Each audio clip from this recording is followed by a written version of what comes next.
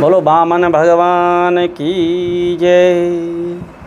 नारायणं नमस्कृत्यं नरं चैव नरोत्तमं देवीं सरस्वतीं व्यासो ततो जयमुदीरयेतः। बोलो भगवान नारायण भगवान की जय। भगवत प्रेमियों, शास्त्र प्रेमियों, प्रतिदिन नियमित रूप से हम अपने शास्त्रों के अंदर झांक करके कुछ विचार आपके लिए लेकर के आते हैं और भगवत कृपा से हमें भी बड़ा आनंद प्राप्त होता है और आप लोग भी बड़े प्रेम से उसको श्रवण करते हैं। आप लोगों का प्रसाद हमको प्राप्त होता है। हे भगवत प्रेमियों, धर्म शास्त्र ग्रंथ पुराण हमारे जीवन के जितने भी हमारे मन में उद्गार होते हैं, जितने प्रश्न होते हैं, उन सब का उत्तर हमारे को इन सब धर्म शास्त्रों में, इन ग्रंथों के अंदर हम विधिवत अगर उतर करके देखें तो हर हमारे जीवन का जो प्रश्न है उसका उत्तर यहीं पर छुपा हुआ है।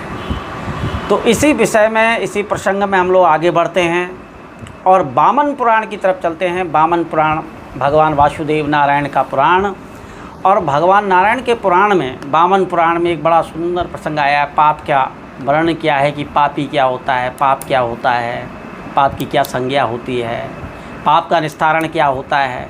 तो सुकेशी जी जो भगवान हैं वो प्रसंग कर रहे हैं ऋषिगणों से और बड़े विनम्र भाव से, बड़ा आदर से पूछ रहे हैं कि हे प्रभु, हे वासुदेव, हे ऋषिगणों, आप मेरे इस प्रश्न को, इसका उत्तर मेरी समझ में नहीं आ रहा, मुझे वृत्तांत से समझाएं।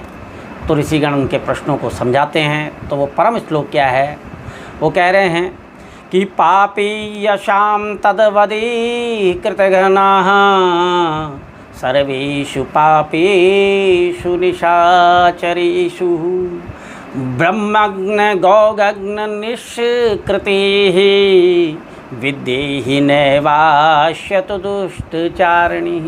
तो पूछ रहे हैं कि हे प्रभु, हे ऋषि देवताओं, ये पाप क्या होता है और इस पाप से निवृत्त होने का कारण क्या होता है। मनुष्य जाने अनजाने में कई बार पाप कर देता है, कई बार जान के करता है, कई बार अनजाने में हो जाता है।